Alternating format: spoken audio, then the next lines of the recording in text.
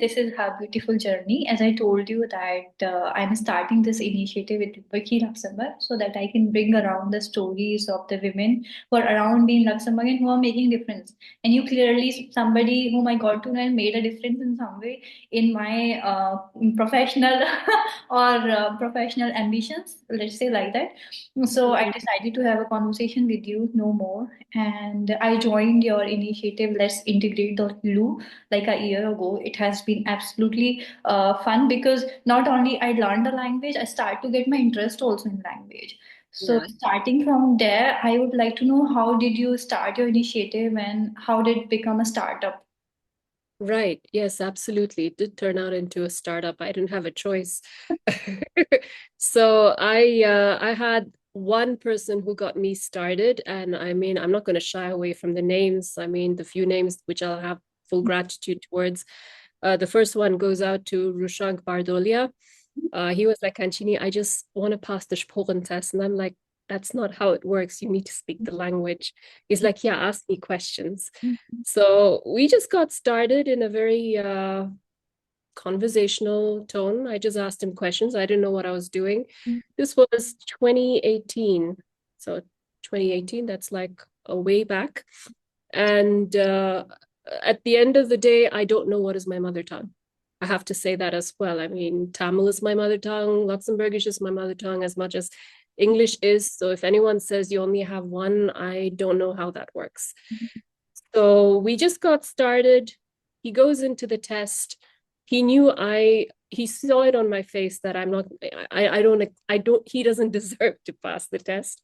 But he passed the test. And that's when I thought, okay, this is a very nice way to stay in touch with people. And it's a motivation to see how to get people to still learn Luxembourgish while they want the passport. So I just, with a bit of experience, with a bit of practice, feedbacks, most importantly, feedbacks, I put up a course together where it was about making people speak. So I focused more on making the people speak as much as I also know the structure matters, which is totally different to speaking the language for a test. So I think over 1 2 years, 1 year, I would say 1 to 2 years, yeah, the number of people increased because between him and me, it was just he will introduce me to more. I didn't know what I was doing, so I didn't feel right asking for anything in the first place. I mean, you have to have a clear conscience, otherwise, the money doesn't stick. Yeah. But whatever's said and done, you got to work for it. Nothing's going to come as a gift to you. It doesn't work. So my startup took place 2020, only 2020 for various reasons, but it was actually a very fun journey, really fun journey because COVID was not on then. We met people. When I say we, I even got a few of my classmates or friends, close friends, to join for the sake of integration. And we did it in Coffee Fellows, Pizza Hut, Vapiano in Kirchberg. And just the idea of reaching out to people and them also making a difference from moyen to full-fledged sentences, just like babies crawl and then they start walking, was actually a fun experience, really fun experience. Mhm. So anyway, I mean, I was pushed to do a startup, not that I was thinking of anything. I didn't know where I was going with this, but the startup did take place 2020, and I'm still going strong in some sense. Thank God for that. Mhm. I can totally agree to it because when I was doing my language learning video, I've seen around a lot many friends whom I knew and who passed with me. Some didn't pass also, but they learned the language very beautifully. So coming to Yeah. that, I really admire your course structure because it's so relevant. Although I've done training with language school in Luxembourg also, but the course itself is designed so relevantly for the participant who want to pass the test and also want to learn the language. So I would like to ask you, how did you come up with this structure? Was it with the experience with the candidates you were training, or it was your learning as well that this is how I learned the language? Honestly said, it was my learning as well. you speak the language, that doesn't mean you know how to explain it well. It's a complete different storyline, and you don't know why you're saying what you're saying. And when I was in high school, I'm sure my classmates would vouch for that. I would run away from languages. I hated German, I hated French, and I would struggle speaking Luxembourgish as well because I knew I was speaking to native speakers. Uh, why does this matter? I mean, in my home where I was brought up, it's completely India. I'm a Luxembourgish born Desi, whatever said and done. So outside is Luxembourg and Luxembourgers, not even expats, Luxembourgers that time. The number of expats was really less. And at home was India. So was I using the right grammar? I don't know. But actually, no, it wasn't even right. But what I can definitely say is that I know how the grammar works because of the journey I got into. That is for sure. And coming to your question, if I look at the course design, first and foremost, I think it's very important for me to say, over the years of me doing this course, I also value and understand why the academic journey is as important, if not more important, if you want to do something properly, because it stays in your long-term memory bank. Anyone who has done INL or gone to other schools, when they come to me just for practice, basic practice, I see it stays in their long-term memory bank, it's just that it doesn't come out, that's all. But are they doing a good job as in the schools? I mean, it might be silly for me to even say something because there's tremendous respect to schools from my side or from anyone. It is very important that you actually join a school like that, especially when you want to learn the language from a native speaker's point of view. Now, my journey on wanting to give a course like this, I think at the end of the day, we know people want to get a passport. I mean, just making it black and white. If they want to learn Luxembourgish, anyone who comes to learn Luxembourgish, they want to get a passport. And the reasons are various. And I'm not here to question what their background, what their struggle was. We don't have a right to have prejudices about this. What is definite is learning something and at the same time working and juggling with kids, family, and circumstances is not easy. My family, when we moved to Luxembourg 1985, my father was, and my mother, both of them were, set up a company. The whole company was about outsourcing of Indian made products. We didn't have internet, we had nothing. And the only language my father knew was Tamil and English. The main language that I learned from him is to be respectful and know how to integrate with people. So even if they feel alien to you as a culture, give it a smile. It doesn't hurt. I mean, we're all humans. And the second phase for me was when I joined school. I was 6 years old. I was learning Luxembourgish from scratch while the others already spoke Luxembourgish. My classmates were all Luxembourgers. There was a Portuguese and an Italian friend, but otherwise we all spoke Luxembourgish. So I also saw how learning a new language paved way to making friends, because until then I didn't have friends, and my complexion also played a role on how I was seen when I was in my first class. Whatever said and done, it's new to them. They saw cartoons with people with images, or what do you call them?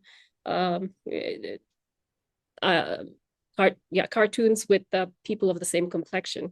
So it wasn't easy for those who had a darker complexion to, feel as part of, yeah. So, I mean, whatever you see in India as light complexion versus dark complexion, I would say even the light complexion from India would face a level of alienation in that generation in Luxembourg. So I think there will be a level of empathy and understanding to people of different complexions, so you won't even think about it. But anyway, the course itself, because I saw how my parents were communicating, it was all about survival. The language, whatever they learned, whatever they spoke, was just all about survival. Eventually, I turned into a translator. And while I was translating wherever was needed, I also um, understood there's an easy way to learn a language when you have to learn it, uh, which is for the short-term memory bank. But if the statutes of Luxembourg says this is okay, we go ahead with it. But what am I doing for my conscience? I just say, if you complete the full course and if you're capable of answering to my questions, I've done my bit within the time level and the budget to make you speak the language. So if you go knock on your neighbor's door, that will be the first step to integration, and speak to them in Luxembourgish. Just something, just greet them. I don't think it hurts. I mean, that's something which is missing in a lot of neighborhoods. So it's actually worth just opening your mouth and speaking the language. I totally agree, Kanchini, because I also went to the school here, and what stayed with me more than language is camaraderie. Because you sit with a class of 10 people with the same goal, same purpose, wanting to do the same thing, learn a language. Some go for passport, some does not go for passport, but just learn the language for their children because their children are studying, or Yeah. maybe for the husband because they are married to somebody who are Luxembourgish. So what stayed with me is the camaraderie. And Yes. with you also, what stayed with me the camaraderie, because at the end we built like a group to do our workshop, etc. So I Yeah. totally confirm that from your journey I can correlate how still it started with a friendship, Mm. camaraderie, and turned into a mission, let's say a purpose. Yes. That Yes. so Exactly. I think we talked a bit about of your startup, but may I ask, what do you do professionally? Is it the full-time thing you do, or you also do something on the side? This has actually turned into a full-time thing from the time I did the business startup 2020. Having said that, am I looking towards the things I'm passionate about, projects? Yeah, my eyes are always open to it because my interest was always environment and sustainability projects. And sustainability is a magical word. It can be used in in every field. Mhm. But my point was my eyes always go towards how do you how do you optimize and clean up places without wasting too much. It might sound like reuse, recycle, and whatnot, but the point is there's more to it than that. So what would I look at? What am I looking at? Projects that would be of interest, I think, where I come from originally, which is India. Mhm. So, what projects could I work with? Who can I join? What interests are there where people would be willing to join and make a difference?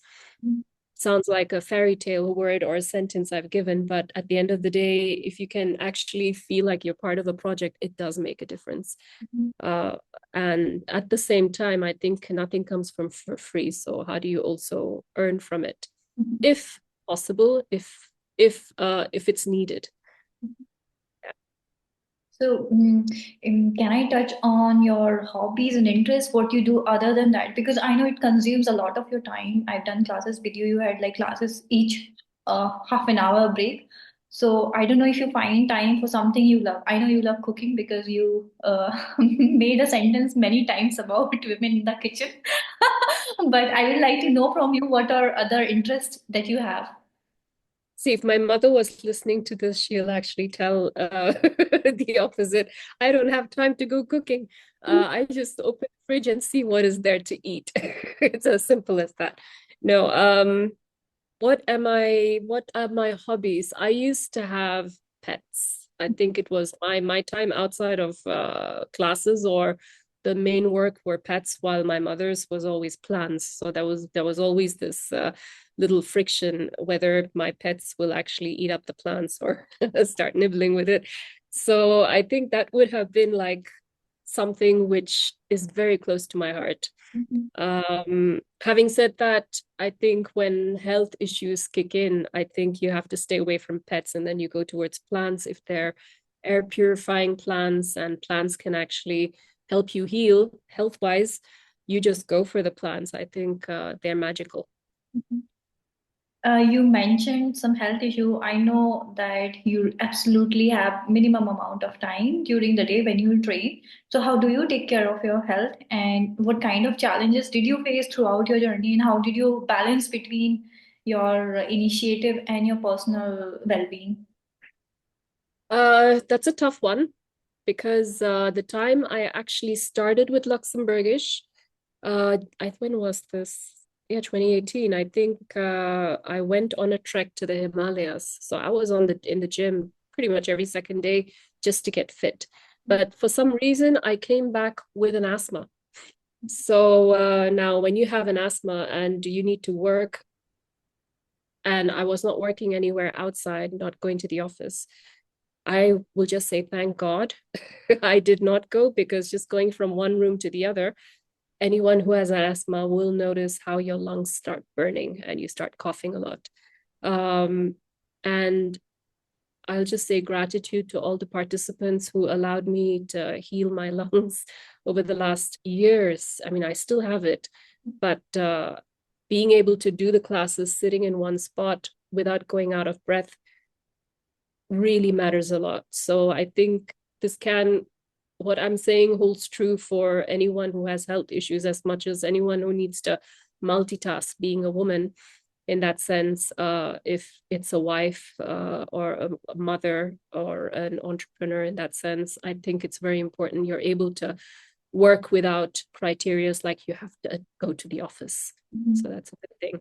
Now, if you ask me now, I'm definitely doing more physical activities, which was not possible at that time. So I think it's just going uphill from now. And since I'm shuttling between India and Luxembourg in that sense, um, the weather helps as well. So I think small little advantages of being able to give classes online. Yes, I can truly confirm.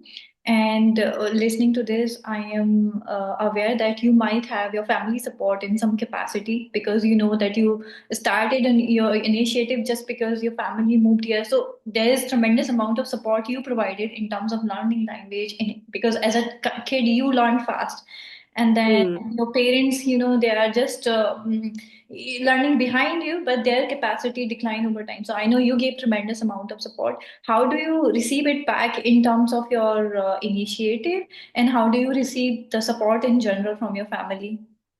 I would say it's very interdependent at the end of the day. I think we're all interdependent in that sense, and everyone in my family are very independent. Where each one of us are entrepreneurial in our own way, where it can clash. But I would say there was tremendous support, as in if they see that I like doing something, they just say go for it. It's as simple as that. I think I don't know how many coaches have this issue, but then you might have them suddenly open the door and say, "Do you want tea? Can you come out?" And you're like, hold, this is not how it works. We're actually running a company here. We're running a business here, and they're expecting some service from you. So, I mean, for them, you're always going to be the daughter or the sister or the wife. I mean, and that's okay. That's part of day-to-day life as well. And of course, we should also know as women how to put our foot down and say the boundaries have to be kept. Yeah. So you work between two locations, India and Luxembourg.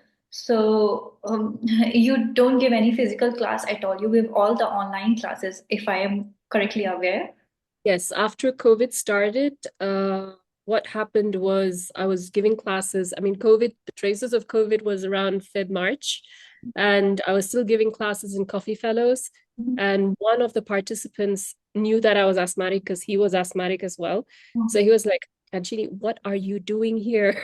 Do you know COVID is all about your lungs also getting affected, and we have so many expats around, you better go online. So I mean, I tell you, these feedbacks are always valuable. I mean, I don't take 101% of it, but it does allow me to take a genuine decision on what would be worth doing. I do remember some participants not being happy about wanting to do everything online, but eventually I guess they realized. Thankfully, many realized on time, but the few who realized a bit late, they still ended up joining again with me. So online is good, but I do miss my face-to-face classes, and I do, even if I want to start doing face-to-face classes, I think it will be in a team with those who are going to be working with me. Mhm. So I am pretty sure it must not be easy working in two different time zones, because I know the participants who are taking these classes are mostly based here in Luxembourg. So how do you manage that? Do you like have a schedule that I will be sticking to my schedule, or you go all out that if you need me, I will be there? Yeah, I think when you get started as an entrepreneur, be it a man or a woman, you work with the schedule that they give you. Mhm. The client is your boss, and that is totally fair. And for some, I mean, they don't know you, you don't know them. So you just say, okay, this is fun. They don't know you, so it's fair enough that they will have their own thought process, and they'll say, come at this time here, and we'll say, okay, fine, we'll figure it out.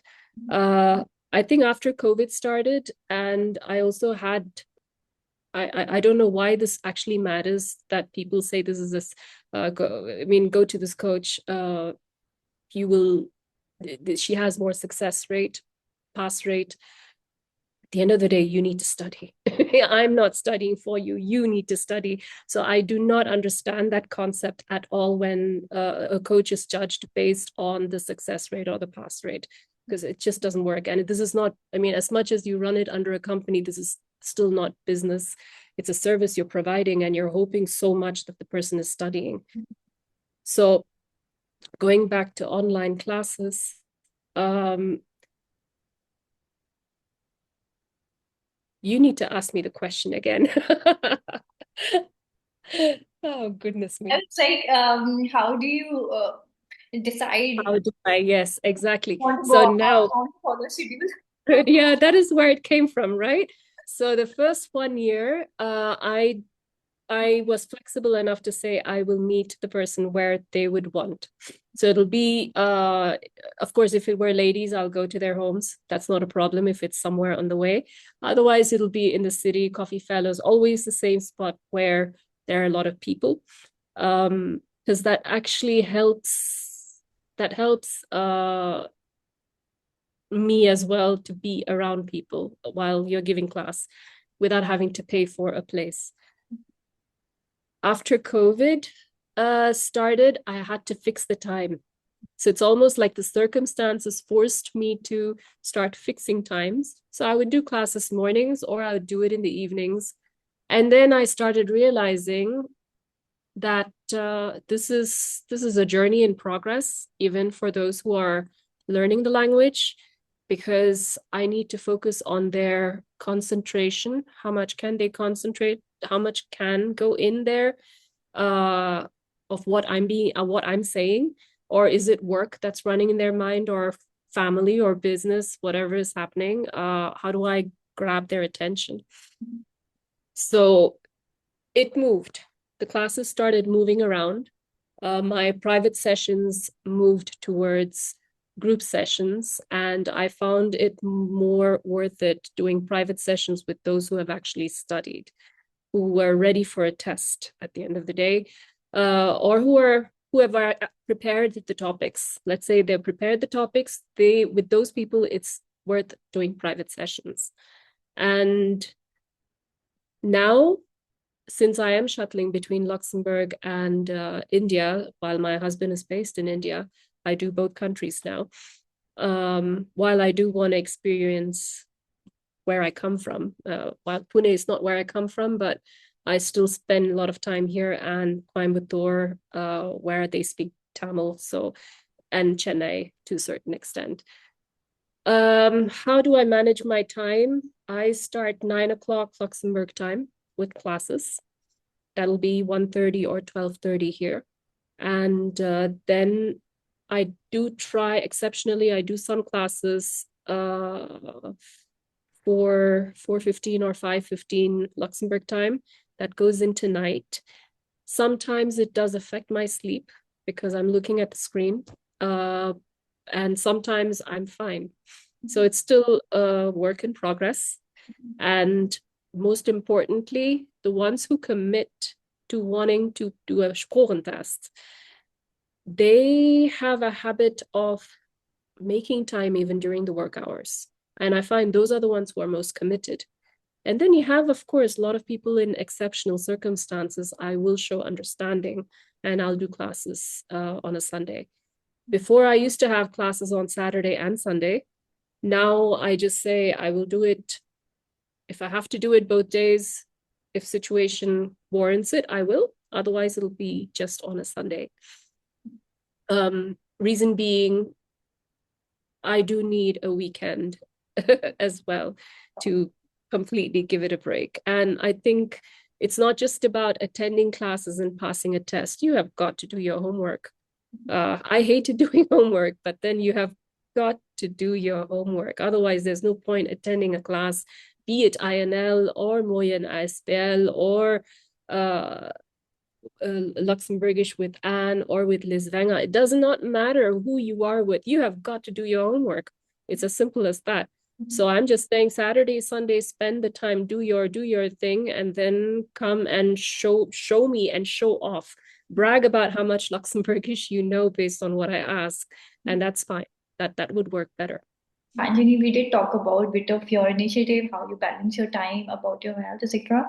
All of that is related to the success of the participant or the success of the service you provide. So, how do you define that success rate? What is success rate for you? If I can make a person speak Luxembourgish, I'm speaking on an intangible note. If I can make a person speak Luxembourgish and come up with sentences, because you have the material that's out there, I feel that is a success for me. That plays a role. It starts from Moyen and it's gone into paragraphs, so that's a good thing. On the other hand, I do understand that it's obviously for the test, and that is what I'm also offering. So what I can definitely say is a month before your test, I am pretty blunt, direct about whether you can get through the test or not. And at the end of the day, this has nothing to do with just a 10 minutes test. It's about being able to manage your anxiety when you go into a test room and speak after not having done a class or a test in years. So I would say in that sense, when I offer a course and I know the mission is to pass the test, I only say my success rate would be based on the number of people who stay with me till the end and they pass the test, because I am no one to judge if the person has not made it through the test. As much as I will give feedback, I take feedback and I will give feedback and see where it could have been done better or what could have gone wrong. What is most important is we do meet, or I get to meet a lot of people who also, mainly housewives, mothers. That's a complete different task altogether. I mean, that is like your mind going on a fuse, while there's a lot of a rewarding experience being able to see a smile on a child's face. But the work is not, that type of work has nothing to do with classes. And when you bring that anxiety into class mode, and especially for a test, it is very challenging for them. So some of them actually say, Kanchini, I know I'm not going to make it through the test and it's not your fault. I just want to go in and get the experience, get familiar with the feel, see the examiner who's obviously going to look different to me, and come out. And second time around, we will do the classes, and I'm fine with that, totally fine. I think if I can hold hands with those who want to hold hands with me, walk through the journey to pass the test, I think that is a success rate. Mhm. So somebody who wants to join you, before joining you, what they should know? Do they have to have any kind of preparation background already? Um, okay, they should not No, have. Okay. they don't need to, but they have to be well aware that they should not come up and tell me they know something when they don't. If Mhm. they don't know it, they should be clear that they don't know it so that I can tell them what is it that'll help. Um, and till now, I don't think that has been too much of an issue. If they come at A1 or A2 level, that is a gray area because I won't know what they know and they don't know what they know either. So that might be a little difficult, but somehow we do find a way to get through this. Mhm. And somebody who does not go through their first attempt, let's say, how do you keep them motivated, and how do you observe them keeping themselves motivated for the test or to learn the language? Um, I feel it's important when they want to do a retake after getting the verdict, which is not in their favor. They should do it when they don't have that mental baggage, like, oh my God, I failed the test. That is very important because when you go in there with that feeling of, I need to do it, maybe that anxiety will go against you. You might not know how to channel that anxiety. So the idea is to wait till you get rid of that and then you move into a test. On the other hand, um, there are various options I offer. I just say listen in to the course again because you can. It's not recorded, but you can listen into the course. For the only reason I find they lack motivation to uh, listen to audios on their own. So sometimes I feel maybe if they listen into the classes which are still left that they have not reattended, they can. Uh, I find that has worked pretty well. And in that way, they're not wasting money in going for another 4 to 5 private sessions. Those who do need the 4 or 5 private sessions, I do say, hey, you're not speaking. Maybe you need to speak more when you're anxious. So maybe we'll give that a shot. And then there comes the extreme other situations where I see the participant and the coach has become too friendly with each other. That really doesn't help when you need to go in there and pass a test. So I say, don't come to me. I'm not your sister. Uh, I mean, I might be your sister. That's totally fine. But go somewhere else. You need to feel that fear Mhm. and then get into the test and pass the test. Otherwise, I don't think it's gonna work out. And it might come as a shock to them, but it's like the moment that little fine line has been like crossed, it's better if you go to an actual professional Yeah, coach. I think that makes sense because when you go for the real test, there's a how to say there's a factor of nervousness just because of the factor of unknown. You don't know whom you are facing to, Yeah. what's coming in your way. So I think that will help a candidate if you have that approach. Yeah. I have many who try to befriend me on Facebook, and I'm like, okay, until they pass the test, do not accept the friend's request. Do not accept. Because there's just no point. You have got to maintain that little, how do I say, that little defined designation of what needs to happen. Just for them to feel the discomfort that they're going into a test is important. So, yeah, so it's not that I'm not friendly. It's just that I'm trying to respect the code of conduct up to the end. So, what Yeah. are the toughest student to train to? Are they the friendly student who are the toughest to train? Yes, actually, yes. The ones who have been closest have been the most difficult, and the ones who might see this will definitely start giving a laugh about it. And then you have some of the backbenchers. Oh my God. See, I was a backbencher, but oh my goodness, some of them I just sit there and I'm like, do not do not put that whole energy on me the month of the test. They'll come back to me and they're like, Kanchini, I have a test in 6 weeks. Can you help me? And I'm like, you don't speak anything. How can I help you? It's like, it's okay. I'll just tell you what you need to ask. I'm like, no, it doesn't work like that anymore. You need to know some basics. I mean, these have been, but they do definitely implant some memory of myself when I was in school. So it's okay. I'll understand them.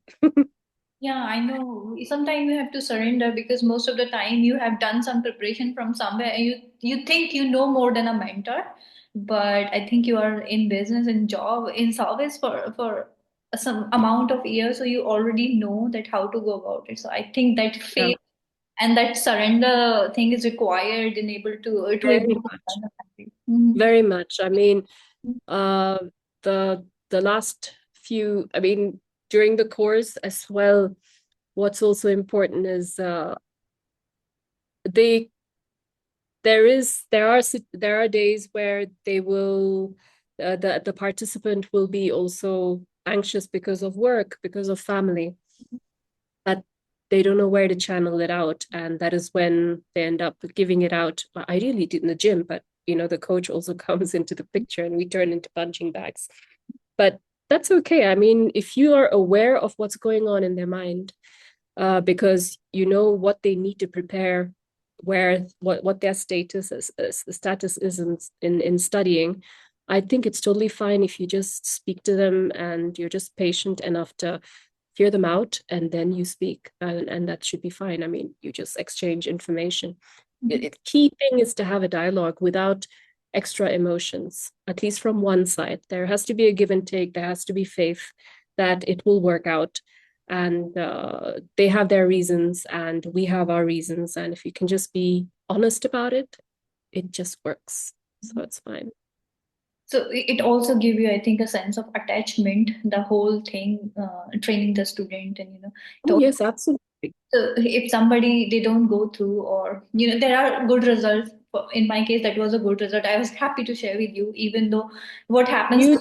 You made the effort to speak with your Luxembourgish friends as well. I'm just wondering if it's the Desi friends who speak Luxembourgish or the Luxembourgers itself, but it doesn't matter. You actually did it, and I'm happy about that because that's also part of integration. But I'm pretty sure right now you must be speaking Hindi and Luxembourgish mixed with them, if it is them.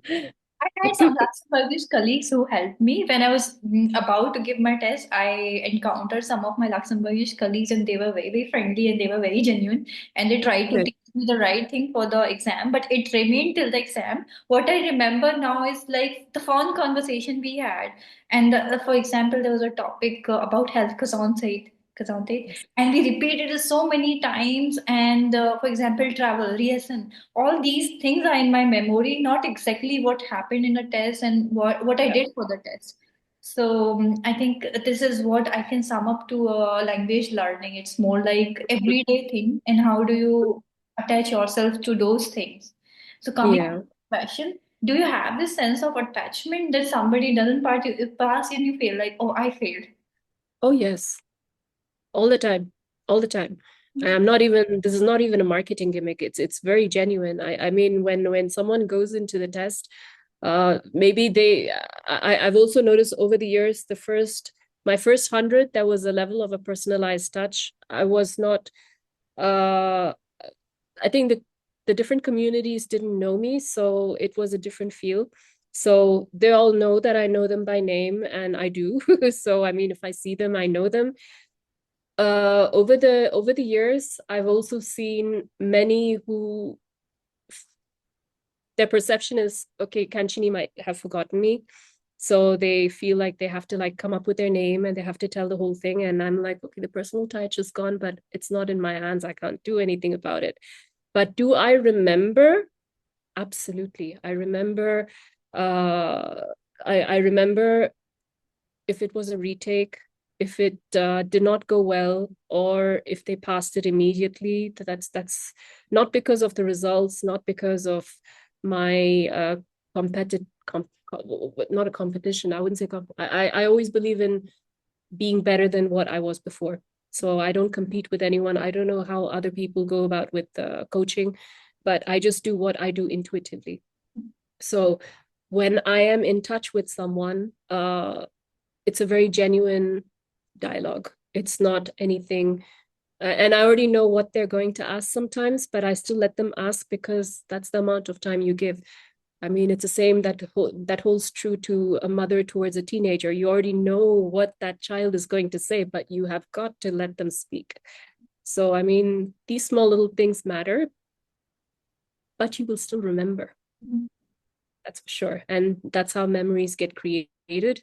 And with memories, it is a roller coaster ride, whatever said and done. I mean, it's a language course. There's a lot of emotions that come with it.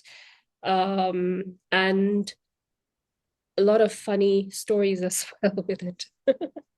So I know, Kanchini, that you are more of a friend and a, let's say, a hand holder, whoever wants to learn Luxembourgish.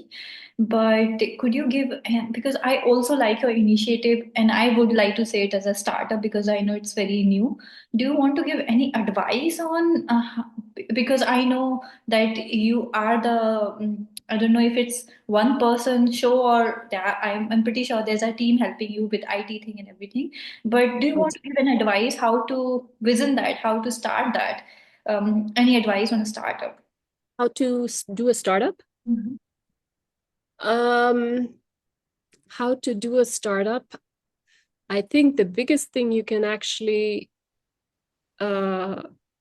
biggest thing for the person who wants to work on a startup on a very humane level, um, I would say you you got to persevere. Mhm. You need to understand that dialogue is what helps uh, pull through, and attitude does not help. Even if the other person shows an attitude, that doesn't mean that you need to show it back. It doesn't work that way. Um, because that is what Yes. entrepreneurial people are normally best at. Oh la la. Yeah. Best at, especially you can be enterprising based on a good profitable business. And then comes the humane side of you that you should not forget. Mhm. At least that is my take, especially I won't just say for women, but any person who has a strong emotional intelligence. I think it's very more important that you stay connected with your heart as well. And you're not doing anything wrong. There's nothing to be ruthless about. Just be genuine and stick to the rules or boundaries you've given and speak about it. And it's fine. It works. So that would be the enterprising side of how you move forward. That's my take on it. But and then afterwards it depends business activity to business activity. Um, but where there is a lack of something, there is an opportunity.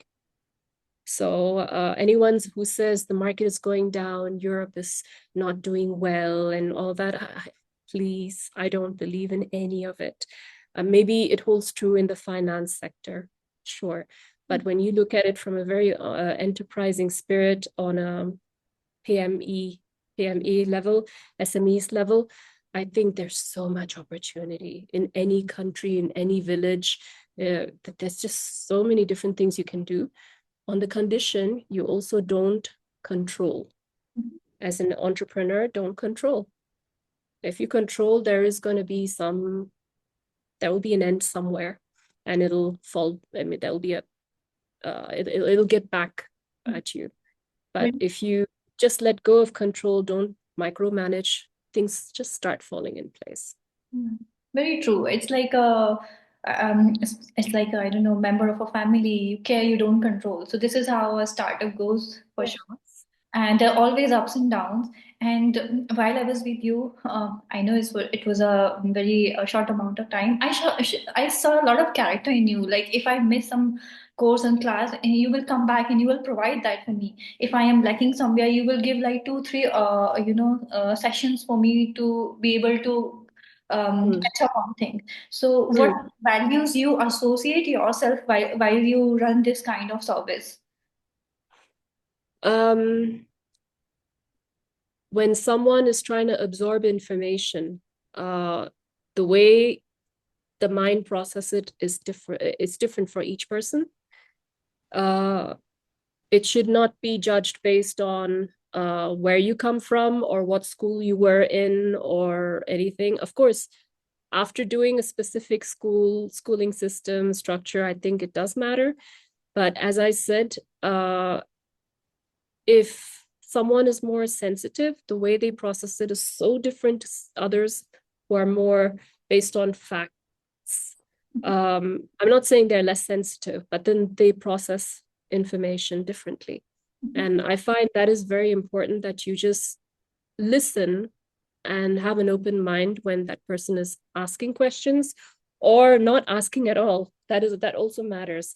Where this comes from, I think in academic schools, just normal, very normal schools we all go to, primary school, high school, you're already judged as a child whether you're smart or not. I mean, how can you possibly judge a child? It doesn't work. Suddenly the lawyer, the doctor, they're all the intelligent people and the others aren't. I'm sorry, I actually don't understand that, because in school you're just learning to the teacher is there to provoke your thoughts, and the way you process information very strongly depends on the teacher. In my case, when I went to school and I was still new to the whole Luxembourgish culture, I would hope no one will ask me any questions. And that's not good, because that's not how you learn. And the thing is, I had so many questions to ask. That was the other thing. I had so many questions to ask, but I was scared of my classmates being better than me because they already spoke Luxembourgish, so I wouldn't dare ask. So I just put myself in their shoe. And having been in a family business with my parents, I've also seen how SMEs works between India and Europe or internationally. So sometimes having factful conversations, not sometimes, most of the time, that is what works towards a successful business. Emotional intelligence doesn't really help. Facts help. But if you want to be true to yourself, and when you look at school, because with school you also learn, you're groomed to know what you might be good at. I think it's important that you don't judge a person as a coach. You don't judge a person, or even as a human being, you just don't judge. No prejudices, nothing.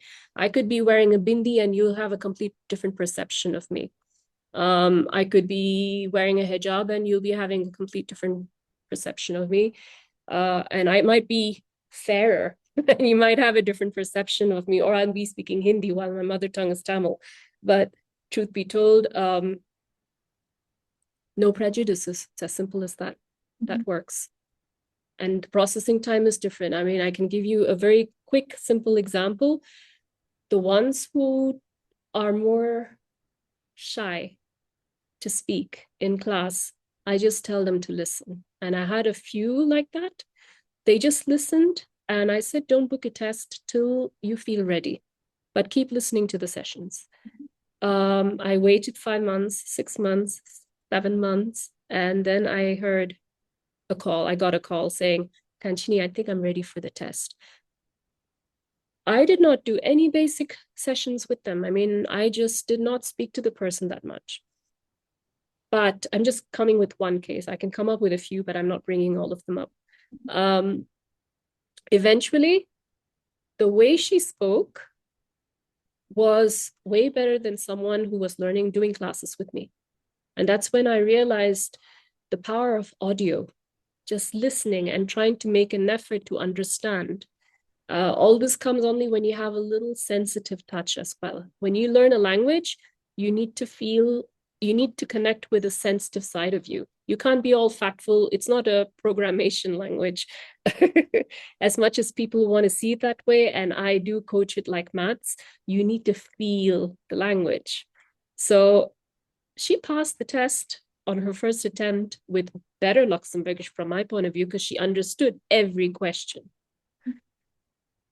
Another one was a singer. He's a singer, and he was like, Kanchini, I don't think I'm gonna do the classes with you, but I'll listen in, and it'll be in different chronology. I'm like, okay, that's fine, as you wish. And he was like, and I'll also go through the books. I'm like, okay, fine.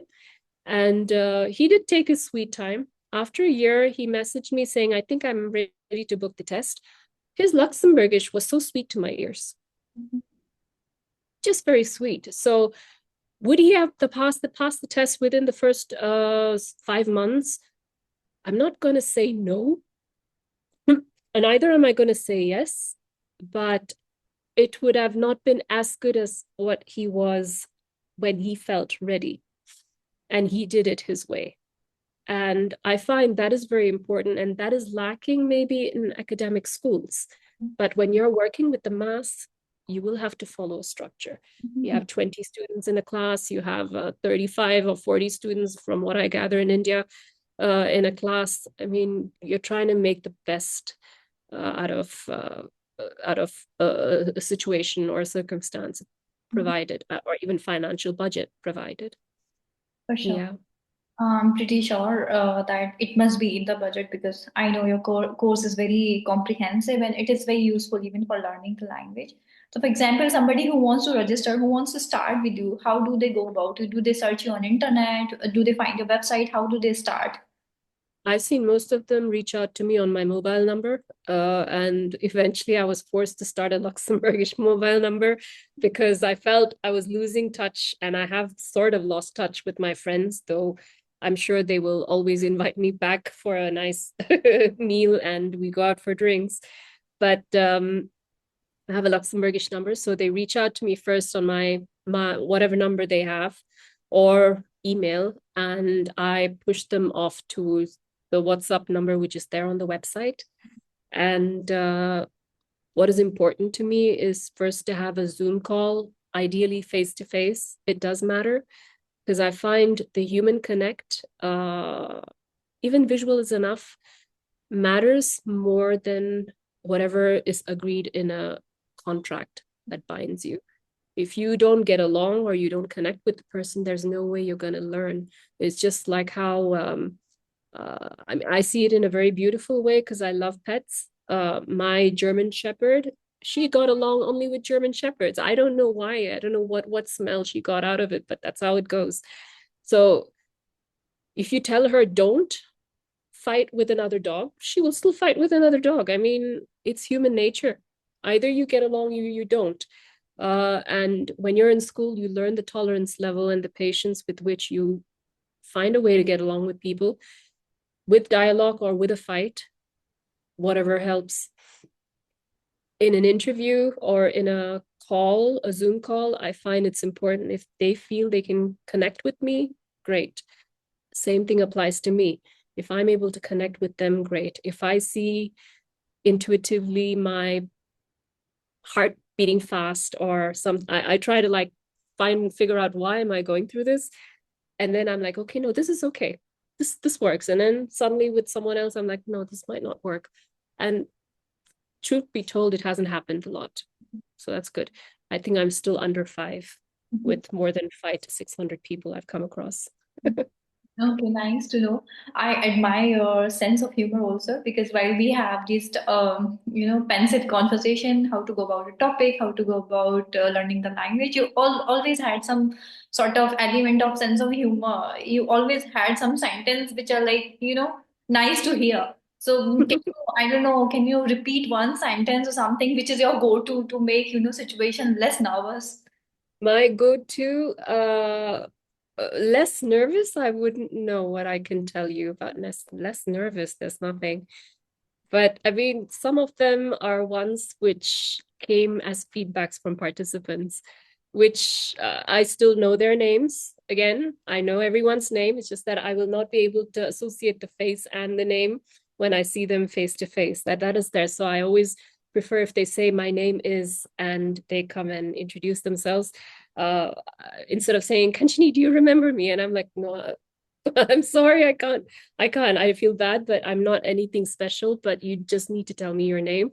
Then I would even be able to tell the surname or around which year they were with me. Because every year you're also going through your own personal journey, and they do have a way of instilling a memory in your mind. Um, what is it that one of my favorites would be people hating gender. Uh, and in my first session, one of my go-to standard sentence would be, I keep vehicles as a noun. I mean, as a category of nouns. And I basically say your ambulance is a loving ambulance. Whereas the rest are all a man's toy. Most of them are masculine because no one likes to study the gender of the noun, neither did I.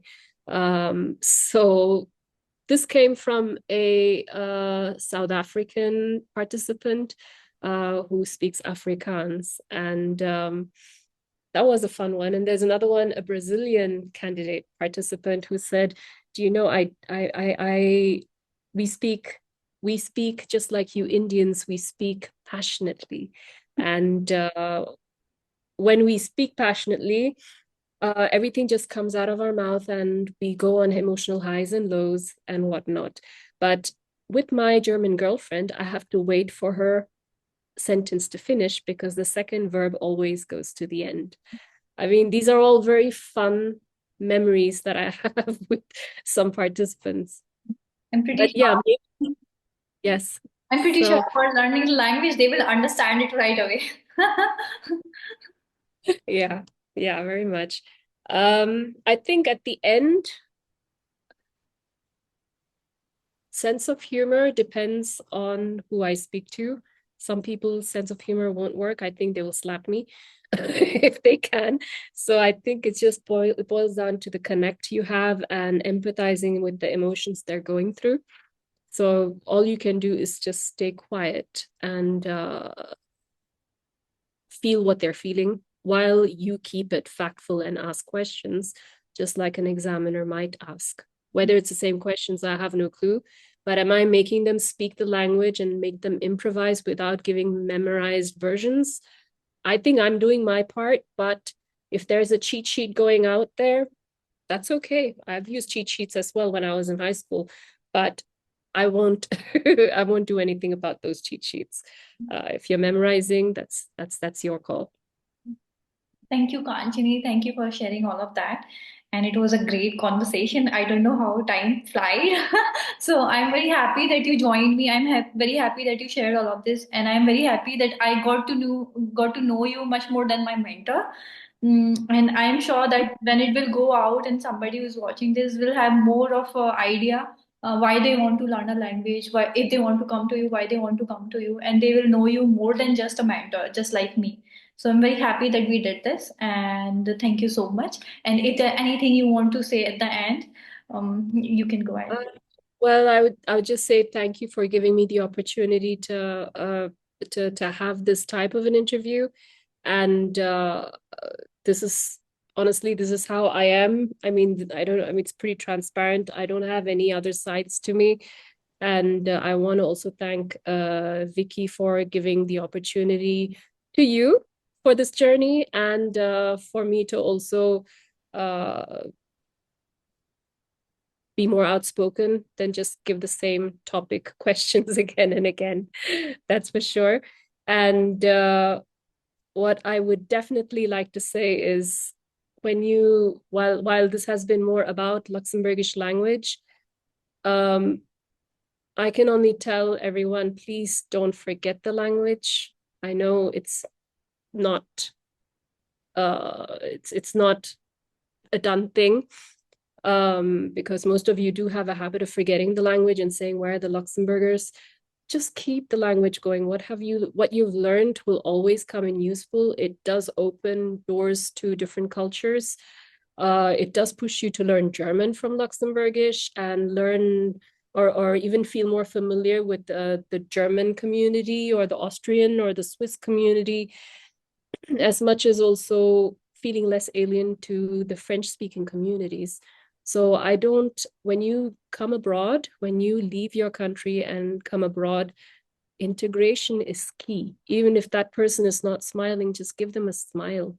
It really does not hurt. Even when the weather is good, if you think your mood is dependent on the weather, break it.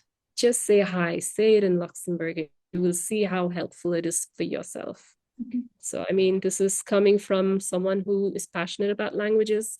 I'm not perfect at it, but I definitely do believe that you can learn enough to be able to speak to other people.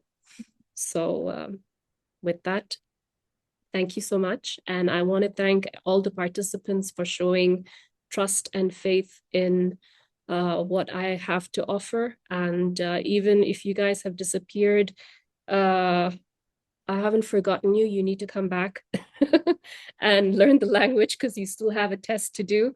So let me know. I haven't gone anywhere while the dashboard does say 1 year. Thank you for that advice, and thank you so much, Kanchini. And we talk sometime again later. Thank you. Thank you so much.